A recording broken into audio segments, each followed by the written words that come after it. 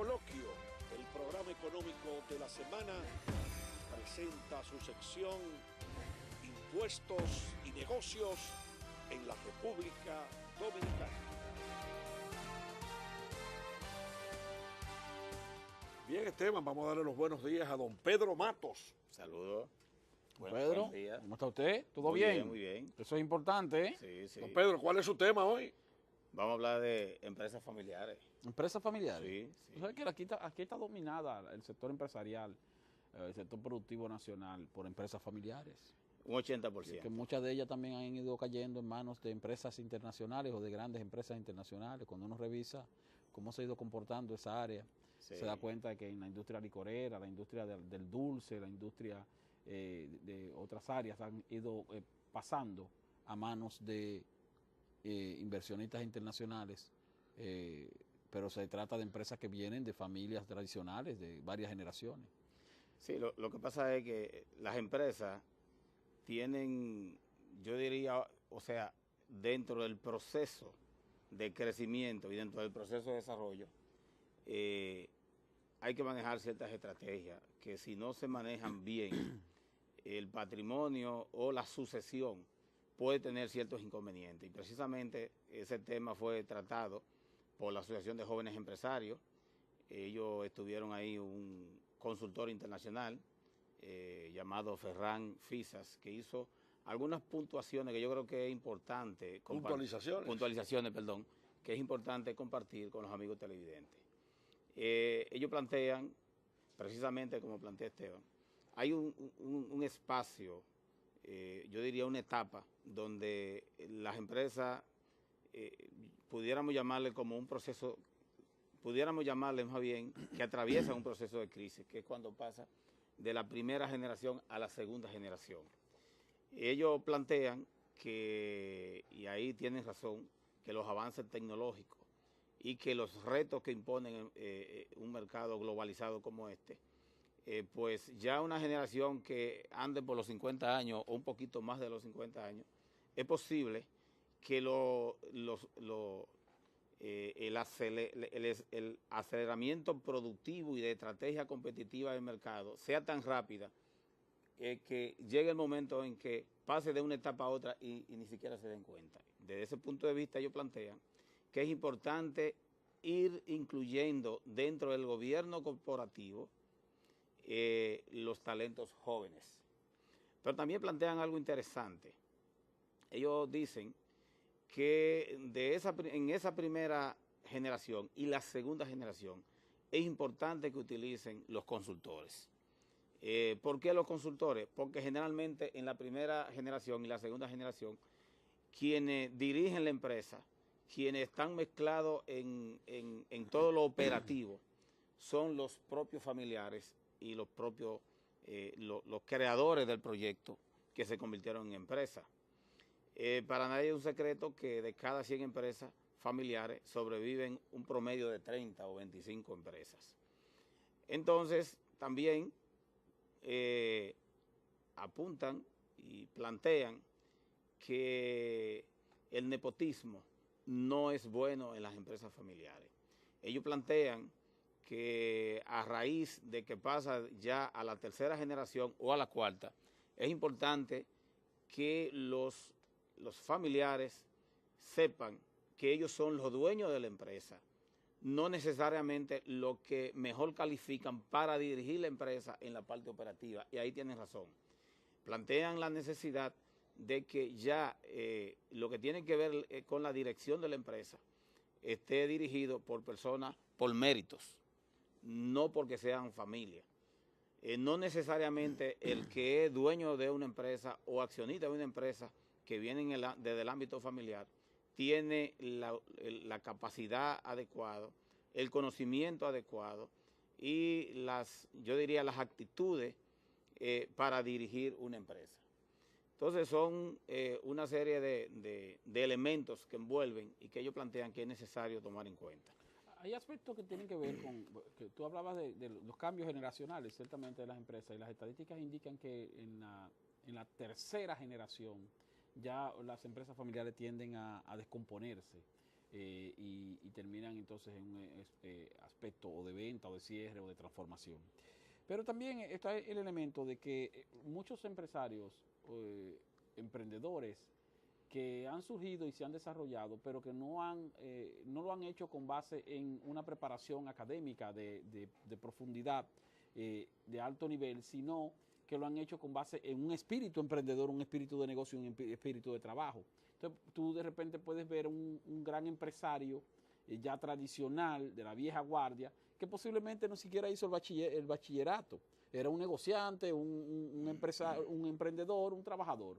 Entonces ya en la medida en que va creciendo la empresa y que va adquiriendo un tamaño grande, a veces muchos propietarios se pierden de vista el hecho de que ya son grandes, que ya no son pequeños. Entonces ya tu empresa no es pequeña, ya tu empresa no se puede manejar con una contabilidad manual. Pero ahí ya se complica la situación. Se complica la situación si tú no tomas las medidas de transformación a las que hace referencia Pedro, en el sentido de que óyeme, ya tú no puedes tener junto ahí un área de reclutamiento de personal con el área de contabilidad, sino que tú tienes que crear ya una dirección de gestión humana, tienes que crear una dirección de administrativa, tienes que crear una dirección financiera, porque ya tu empresa es grande, ya tú no eres pequeño, una unidad de auditoría. Entonces, ese tipo de transformaciones son las que pueden permitir que una empresa, independientemente de la forma en que surgió, pues con base en su tamaño se vaya adaptando a las transformaciones que exige la actualidad. Y a veces los grandes empresarios no se ocupan de preparar de manera efectiva a sus hijos o a sus sucesores, no en el aspecto de la capacidad para administrar la empresa, sino en el aspecto de la capacidad para convivir en familia y en sociedad en la administración de la empresa. Fíjate que cuando ocurre generalmente la muerte del cabeza de la empresa, los hijos heredan, la esposa, la viuda, los esposos o las esposas de los hijos también, y entonces entran en una especie de división. Y destruyen las empresas, porque si yo era el que más trabajaba, que entonces a mí me toca una participación mayor, pero que no, que si es partes iguales. Y entonces esa situación no es una situación fruto de la incapacidad de esos sucesores, sino, me refiero de la incapacidad administrativa, sino de la incapacidad de convivencia familiar en sociedad. Sí, necesariamente hay que ir preparando el relevo. Incluso los bancos, cuando un dueño único de una empresa va a tomar préstamo, generalmente le pregunta, ¿y usted tiene algún sucesor? ¿Tiene un hijo? Que para nosotros irlo conociendo, porque los bancos, una de las estrategias es, oye, ¿en manos de quién están nuestros recursos? Sí. Entonces, los consultores plantean algo interesante, y es que ponen el ejemplo de la reina de Inglaterra, Isabel II, que el príncipe Carlos, que se supone que estaba en la línea de mando para sustituirla, ya tiene 70 años, y la reina sigue gobernando prácticamente con 90 años. Entonces ahí ellos ponen el ejemplo de que un dueño de una empresa con 90 años y un hijo de 60, o un dueño con 80 y un hijo de 60. Ya la segunda generación está vieja. Exactamente. Entonces ahí ellos plantean que debe irse mezclando poco a poco los talentos jóvenes, que ellos de alguna forma conectan con la nueva estrategia de mercado, con lo que es la tecnología y con lo que es el plástico y con lo que es la venta a través de la internet y de los medios electrónicos. Sí. Es decir, recuérdense, señores, que todo va caminando a que gran parte de la venta sean por medio electrónico. Las páginas, las compras vía internet. Entonces, todo esto tiene que ver con esa generación nueva, con esos jóvenes que prácticamente no conocen la caligrafía ni la ortografía escribiendo a mano. Ya estamos hablando de que esa letra bonita que nosotros nos encantaba ver cuando escribíamos, prácticamente no existe, porque son los jóvenes de 20 años y 18 son totalmente tecnológicos. Nosotros nos ha tocado la buena suerte de que somos combinados entre la tecnología y la parte escrita manualmente. Pedro, la Asociación de Industria de la Región Norte, que dirige Lina García en Santiago de los Caballeros, ha trabajado mucho el tema de las empresas familiares. Esa es de segunda generación. Y ese es de segunda generación. Sí. Y hasta el Banco Interamericano de Desarrollo se ha interesado en el tema en República Dominicana. Yo, que vivo investigando todos esos temas, yo quiero decir en menos de un minuto para que tú les recomiendes a los empresarios dominicanos y a sus hijos tus posiciones. Y también Esteban. A mí, por ejemplo, me llama mucho la atención lo negativo que es que un padre ejemplar, una madre ejemplar, impulsen una empresa y que incluso estando vivo el padre y la madre, 4, 5, 6 o lo que sean, tengan posiciones de mando en la compañía y sin morir el padre y sin morir la madre están compitiendo internamente en el poder y distorsionando las empresas. Ese es un elemento a tomar en cuenta, Pedro. Sí. El patrimonio de la empresa debe ser preservado. Claro. Necesariamente. Los consultores plantean que no es que los dueños originalmente van a desaparecer, sino que se entienda que ellos son los dueños y deben conservar el patrimonio. En su momento se irá transfiriendo las acciones de una generación a otra, lógicamente.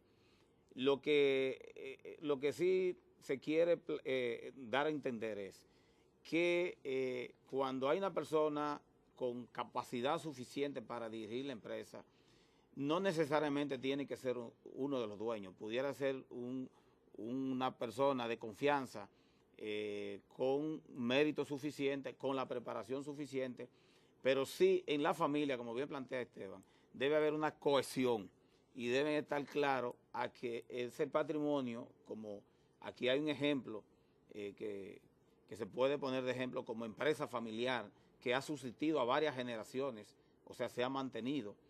Y una de las estrategias que ellos utilizan, que es la familia Vicini, una de las estrategias que ellos utilizan es que ellos no directamente administran a la empresa, sino ellos están claros que el patrimonio es familiar y lo que hacen ellos lo que hacen es la nueva filosofía. Entran en el gobierno corporativo. Gestionar activos. Gestionar activos.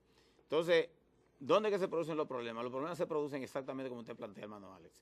Cuando ellos dentro de la empresa comienzan a disputarse ciertos niveles de poderes y ciertos niveles o sea, quién es más poderoso y quién logra sacar más ventaja, que es lo negativo en este caso. De todo modo, yo creo que el comentario está hecho. Es importante que los amigos televidentes, sobre todo los que tienen empresas familiares, lo tomen en cuenta. Llega un momento en que la empresa exige tantas estrategias, tanta preparación, llega el momento en que la empresa necesita planes de desarrollo adecuados, acorde con lo que exige en ese momento el medio ambiente, el mercado, que es necesario contar con consultores especializados y es necesario contar incluso con profesionales que dirijan la empresa, aunque no sean familia. Esa es la exhortación. Y eso ocurre no solo con empresas grandes, también con empresas pequeñas, negocios medianos, empresas, porque como dijimos, la mayoría de empresas en la República Dominicana son empresas familiares. Exacto. Además, para terminar, debemos dejar de pensar en que las empresas son fuentes inagotables para tú gastar tanto dinero en cosas innecesarias, en gastos que terminan perjudicando a las empresas. Muchas gracias, don Pedro Matos. Gracias a ustedes en por este darme la día. Oportunidad. Y en un momentito estará con nosotros César Heredia, el presidente de UNAZúcar. En un momentito. Coloquio, el programa económico de la semana.